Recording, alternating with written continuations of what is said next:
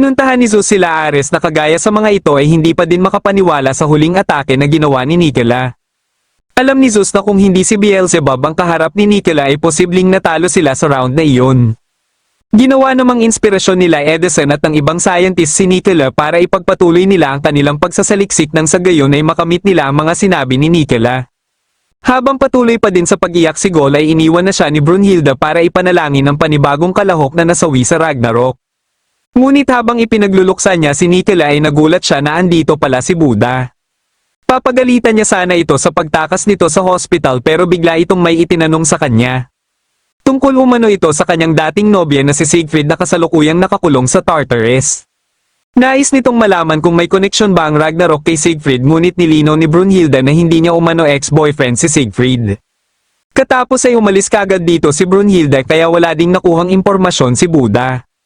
Habang nag-uusap ang dalawang bantay ng Tartarus tungkol sa standing ng Ragnarok ay biglang may isang preso ang nagtanong sa kanila.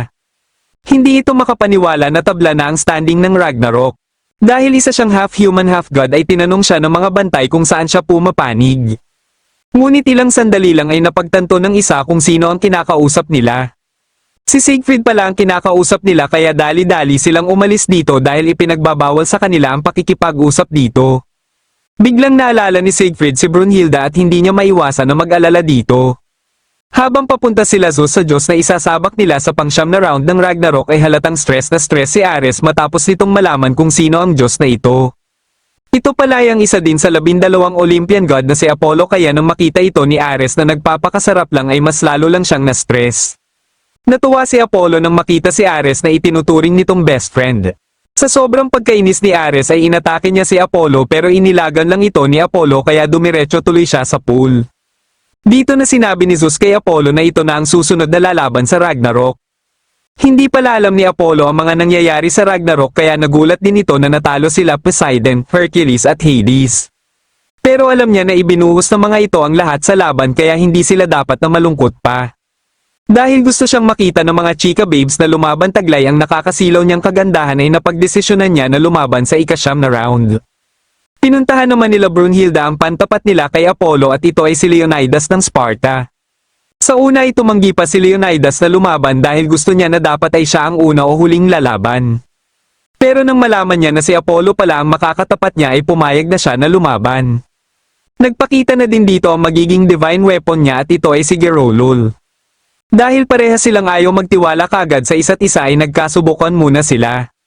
Nang makontento na sila pareho ay dito na nila isinagawa ang Volunder. Sa pagsisimula ng ikasyam na round ay unang ipinakilala ni Heimdall si Leonidas. Sa tindi ng kanyang mga naging karanasan sa mga digmaan ay ramdam ng mga manunood kung bakit siya kinilalang pinakamatapang na hari. Nang ipinakilala si Apollo ay nasilaw naman ang mga manunood sa dala nitong liwanag. Dahil dito ay nagtilian kagad ang mga chika babes na humahanga sa kanya. Pagkasimula ng laban ay dali-daling sumugod si Leonidas kaya nabigla tuloy ang mga manunood. Dahil madali lang naiwasan ni Apollo ang atake ni Leonidas ay muling umatake si Leonidas ng sunod-sunod hanggang sa madaplisan niya ang buhok ni Apollo. Dito niya na din ipinaalam kay Apollo ang pagkainis niya sa Diyos na ito. Ipinakita dito ang panahong sumalakay ang Persian army na pinamumunuan ni King Xerxes para sakupin ang Greek city-states kung saan kabilang din ang Sparta. Ang problema ay nagkataon na Carnia Festival o isang ritual para sa pagsamba sa Diyos nilang si Apollo. Nababahala ang ibang miyembro ng Spartan Elder Council na ipagpaliban ito para sumabak sa digmaan dahil baka parusahan sila ni Apollo. Kilala ito sa tawag na Oracle of Apollo na ilang henerasyon na nilang dinadaos. Nais ng ibang elder na kung matapos na lang ang festival nila haharapin ang hukbo ng Persian ngunit nababahala ang isang elder na baka huli na ang lahat kung hintayin pa nila ito. Kahit anong sabihin niya ay hindi pa din siya sinang-ayunan ng ibang elder. Dito na tumayo si Leonidas para sabihan ng mga elders na tanga lang ang maniniwala sa divine punishment ni Apollo at hindi nila pwedeng iasa ang kanilang buhay sa Diyos na hindi pa nila nakita. Dahil dito ay nagalit sa kanya ang mga elders at ipinaalala sa kanya na kahit siya umano ang hari ay hindi siya makakapagsimula ng digmaan ng walang basbas ng konseho. Pero wala siyang pakialam dito at dito niya na sinuntok ang rebulto ni Apollo. Sa sobrang lakas ng kanyang pagkakasuntok ay kaagad itong nawasak. Katapos ay umalis na siya dito para harapin ang hukbo ng Persia dahil naniniwala din siya na ngayon ang tamang oras para makipagdigma. Napahanga naman ng sobra sa kanya ang kawal na si Hagges kaya nagpa siya ito na sumama din sa kanya. Pero hindi lang nag-iisahan si Hagges dahil 300 matatapang na mandirigma ang nabihag niya sa taglay niyang karisma. Kahit alam nilang lahat na malaki ang posibilidad na hindi na sila makakabalik pa ng buhay ay nagpatuloy pa din sila para maprotektahan ang kanilang bansa. Tinawag ang labanan na ito na Battle of Thermopylae at bagamat nasawi silang lahat ay napaatras naman nila ang hukbo ng Persia kaya parang nanalo pa din sila. Nang muling umatake si Leonidas ay ginamit niya na ang kanyang divine treasure na tinatawag na Spear Charger. Bagamat napahinto ito ni Apollo ay susundan pa pala ito ni Leonidas ng Phalanx Enchos. Pero hindi pa din ito naging sapat kaya sinundan kaagad ito ni Leonidas ng Phalanx Enchos Predovov na madali lang din naiwasan ni Apollo. Napansin ni Gol na parang nagniningning ang kamay ni Apollo na ayon kay Brunhilda ay ito umano ang kanyang divine treasure na tinatawag na Thread of Artemis. Hindi lang ito ordinaryong sinulid dahil ito ang ginamit ni Apollo para sanggain ang atake ni Leonidas. Pwede itong pang-atake at pang-depensa kaya isa ito sa pinakamalakas na divine treasure sa Valhalla. Ilang sandali lang ay ginamit na ito ni Apollo para buuin ang kanyang Phoebus Lyre. Pero hindi nagpatinag dito si Leonidas na muli lang umatake. Ang problema ay kilala ding God of Boxing si Apollo kaya nagtataglay ito ng matinding footwork dahilan para madali lang nitong ilagan ang mga atake ni Leonidas. Kaya di rin nagtagal ay nagagawa na din itong ma-counter ng sunod-sunod si Leonidas. Hindi nagustuhan nila Hagges ang ganitong estilo ng pakikipaglaban ni Apollo dahil hindi umano ito nakikipagpalitan ng atake ng harap-harapan kay Leonidas. Matapos marinig ni Apollo ang kanilang reklamo ay gumuhit ito ng dalawang linya na siyang magsisilbing hangganan lang ng kanilang ring dahil napansin nito na masyadong malawak ang buong entablado. Dahil dito ay naramdaman ni Leonidas na masyado na siyang minamaliit ni Apollo kaya mas lalo lang siyang nanggigil dito. Alam ng mga Diyos na delikado ang ginagawa ni Apollo pero hindi na nagtaka pa dito si Zeus dahil ganito talaga ang ugali ni Apollo. Ito din ang dahilan bakit hinahangaan siya ng nakararami kaya mas lalo tuloy siyang nagniningning at lumalakas. Ngunit hindi lang pala si Leonidas ang nainsulto sa ginawa ni Apollo dahil pati si Gerolol ay nainis din. Dahil dito ay muling nagpalabas si Leonidas ng panibagong anyo ng kanyang divine treasure. Katapos ay lumapit silang dalawa ni Apollo sa isa't isa para ipagpatuloy ang kanilang laban. Nagpalitan sila ng atake ngunit walang kaalam-alam si Leonidas na ginamit na pala ni Apollo sa kanya ang Artemis Elenchos. Pinilit niya na umatake kaya napuruhan tuloy siya ng suntok ni Apollo na sinundan pa nito ng matinding suntok. Akala ni Gol ay tapos na ang laban ngunit hindi pala umubra ang atake ni Apollo. Dahil dito ay nagulat na lang si Apollo sa biglaang pag-atake ni Leonidas. Kaya ang nais niya sana na paluhurin si Leonidas sa kanyang harapan ay sa kanya tuloy nangyari. Inakala ng iba ay hindi na makakabangon si Apollo kaya kahit si Leonidas ay nagulat din nang biglang gumalaw si Apollo. Pinilit nito na bumangon na wala pa ding balak na sumuko na lang basta-basta. Pero sinisisi na siya ng ibang Diyos dahil sa pagiging mayabang niya dahilan para mapika naman si Ares sa mga naririnig nito. Naisip tuloy ni Hermes na gusto din ni Ares si Apollo na kaagad namang itinanggi ni Ares. Iniisip ng lahat na hindi na alam ni Apollo ang kanyang ginagawa pero alam nila Zeus na si Apollo pa din ang mas nakakaalam kung saan siya lulugar.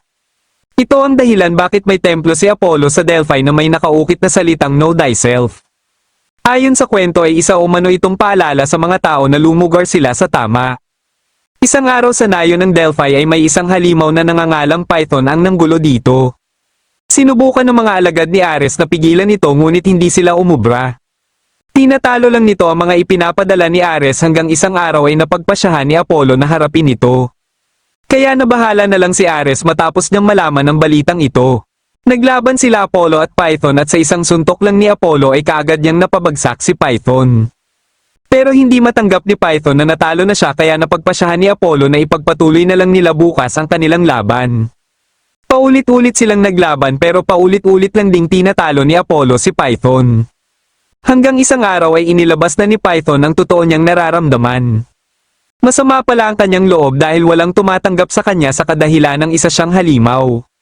Ito ang rason kaya ayaw niya sana na matalo siya sa kagaya ni Apollo na minamahal ng nakararami dahil sa taglay nitong magandang hitsura at malakas din. Pero matapos siyang marinig ni Apollo ay nagandahan lang si Apollo sa kanyang pinagdadaanan. Alam umano ni Apollo ang kanyang nararamdaman dahil magkatulad lang sila. Kumpara sa ibang Diyos ay masasabing isa lang umanong katamtamang Diyos si Apollo. Bagamat kilala siyang nagtataglay ng napakaraming talento ay hindi ito biyaya sa kanya dahil nakamit niya ang lahat na ito sa pamamagitan ng matinding pagsisikap. At nagbunga ang pagsisikap niyang ito dahilan para mapabilang siya sa 12 Olympian gods. Ipinaalala ni Apollo kay Python na dapat ay ipagmalaki nito ang kanyang kagandahan sapagkat kilala niya ang kanyang sarili. Ramdam ni Python ang lahat ng mga sinabi ni Apollo kaya simula ng araw na iyon ay hindi na siya nanggulo pa sa mga tao. Nagkaroon na din siya ng mga kaibigan at para magbigay galang kay Apollo ay bumuo siya ng templo kung saan inukit nila dito ang salitang Know Thyself. Pinuri naman ni Apollo si Leonidas dahil parang kilala na din umano ni Leonidas ang kanyang sarili sapagkat nagandahan siya sa ginawa nitong atake sa kanya kanina. Kaya ngayon ay wala silang ibang dapat gawin kundi ang maglaban gamit ang natitira nilang lakas. Nakilala naman kaagad ni Brunhilde ang teknik na inihahanda ni Apollo at ito pala ay ang Moonbeams of Artemis. Lumikha ito ng malaking pana kaya sinigawan ni Brunhilde si Leonidas na wag itong sanggain. Pagkaatake ni Apollo ay tumama ito hanggang sa isang manunood dahil tumagos lang pala ito sa dibdib ni Leonidas. Matapos mapagtanto ni Gerolol na sobrang delikado ang pana ni Apollo ay bumalik ito sa original form para protektahan si Leonidas. Umatake si Apollo ng sunod-sunod at sa sobrang bibilis ng mga ito ay hindi pa din maiwasan ni Leonidas na matamaan. Pero hindi pa din siya nagpatinag at pagkaatake muli ni Apollo ay nagawa niyang maibalik kay Apollo ang bala ng pana. Kagad na nanghina si Apollo dahilan para bumagsak na lang ito. Boses sa nakita ni Zeus ay pure instinct ang ginamit ni Leonidas kaya naramdaman nito ang bala ng pana. Sa sobrang dami na ng karanasan niya sa mga digmaan ay nakuha niya ang instinct na ito. Ilang sandali lang ay muling gumalaw si Apollo at pinilit nito na tumayo. Nang makatayo na ng maayos si Apollo ay tinanong niya si Leonidas kung lumalaban ba ito para maghiganti lang sa kanya o para sa mga tao. Sinagot nito ni Leonidas na wala sa mga ito ang rason bakit lumalaban siya basta ang alam lang niya ay ngayon ang tamang oras para lumaban siya. Dahil hindi napipili ng mga tao paano siya ipapanganak ay pinipili na lang nila kung paano sila mabubuhay at mamatay basta ang importante ay susundin nila ang nilalaman ng kanilang puso. Sa kahuli-hulihang pagkakataon ay ipinakita ng 300 Spartans ang kanilang suporta kay Leonidas. Dahil dito ay ginamit na ni Leonidas at Gerolol ang Aletheia Sparta. Ang tingin ni Gold dito ay parang simpleng shield pero naisip ni Brunhilde na plano siguro ni Leonidas na ibalik ang diwa ng Sparta.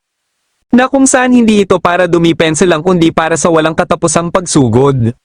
Kaya inihanda din ni Apollo ang kanyang pag-atake at plano niya ngayon na harap-harapang tapatan si Leonidas. Sabay silang sumugod at ginamit ni Leonidas ang Phalanx Lambda habang ang ginamit naman ni Apollo ay ang Argyretoxis. Parehas na nawasak ang kanilang mga divine treasure pero nakadiretso ang kamay ni Apollo sa katawan ni Leonidas. Bagamat nakasuntok pa si Leonidas kay Apollo ay hindi na sapat ang kanyang lakas para saktan ito. Kahit natalo siya sa laban ay masaya pa din siya na naipakita niya sa lahat na ang Sparta pa din ang pinakamalakas. Wala na ding ibang masabi si Apollo kundi ang humanga na lang sa kanilang dalawa ni Gerolol. Gusto sana ng mga chika babes na gamutin kagad ang mga sugat ni Apollo pero tumanggi si Apollo. Sa isip-isip niya ay patunay lang ang mga sugat na ito na lumaban siya kina Leonidas gamit ang buo niyang lakas.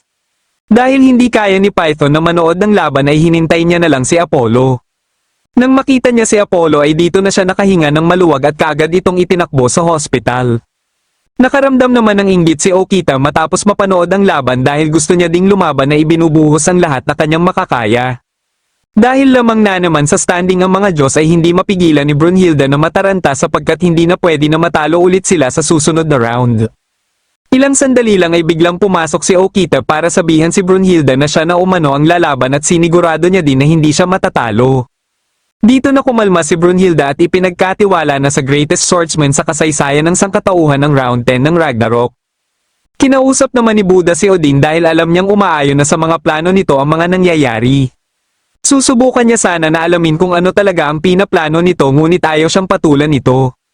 Kaya dito niya na tinanong kung sino itong si Siegfried na nakakulong sa Tartarus. Alam niyang may mga nagawa itong kasalanan ngunit sa lahat ng nagawa nitong kasalanan ay hindi pa din sapat ang mga ito para ikulong ito sa Tartarus na katulad sa pag-aaklas laban sa Valhalla o pumatay ng Chief God. Ang ipinagtataka lang niya ay alam niyang karaniwang inililigpit kaagad ni Odin ang sino mang gumagalit dito. Dito na din napasok sa kanilang usapan si Brunhilde at naisip niya na baka maliban sa pagsalba sa sangkatauhan ay isa din sa rason bakit iminungkahi ni Brunhilde ang Ragnarok ay para iligtas din si Siegfried. Pero napapatanong siya kung ano kaya ang koneksyon ng Ragnarok sa pagligtas kay Siegfried. At siguro ay napaka-importante talaga ito kay Odin na kinailangan pa itong ikulong sa Tartarus. Dahil nakikita na ni Odin na parang marami na siyang nalalaman ay nagpalabas ito ng divine treasure na tinatawag na Gungnir. Buti na lang ay nakapaghanda siya kaya nagawa niyang maiwasan ang atake nito. Nang aatake na sana ito muli ay biglang dumating dito si Beelzebub para tapatan ang atake nito. Gusto ding malaman ni Beelzebub kung ano itong matagal nang hinahangad ni Odin. Dahil base sa kanyang obserbasyon ay may hinala siya na plano nito na ibalik muli ang mga primordial gods na siyang ikinagulat ni Buddha. Dito na nagtatapos ang huling episode ng Record of Ragnarok Season 3. Kung nagustuhan mo ang ating kwento ay huwag kakalimutang mag-like at mag-subscribe na din para malalaman mo kagad kung may bago akong video.